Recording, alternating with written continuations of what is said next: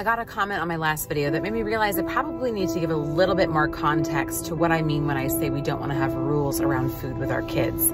I told this story and it's kind of an extreme example, and I realize how it can hit people extremely, right? My daughter was at a party.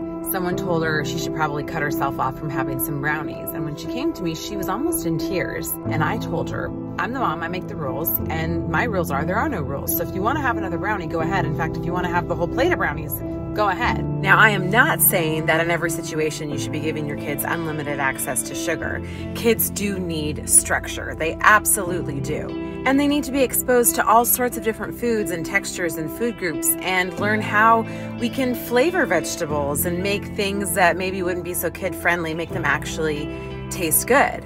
The point is, I recognized a situation when my daughter was experiencing shame and guilt around food, and that is what we want to try and avoid. However, it is obviously important to also talk about the nutritional value that food can bring us, but to do that without shaming one food group or another. We can talk about why we want to eat everything in moderation and why it is so great that we have these incredible vegetables that give us fiber and various vitamins and minerals, but then also talk about why cookies are delicious and it doesn't have to be a shameful experience. And I know that lands on people a little like, oh my gosh, that's scary, because what if you do have a kid who seems to be struggling with weight gain or something?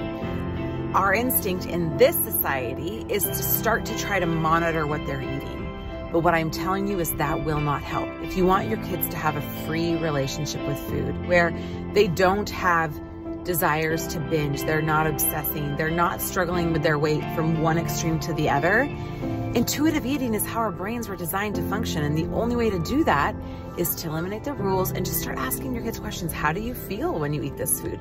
I tell my kids all the time, pay attention to your body when you eat certain foods. Just pay attention. Did you feel more energized? Did you feel like you were tired after you ate that?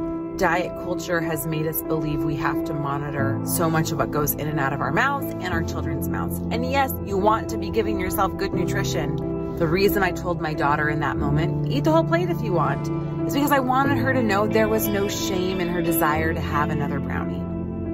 And by giving her that permission, she told me she didn't even want any more.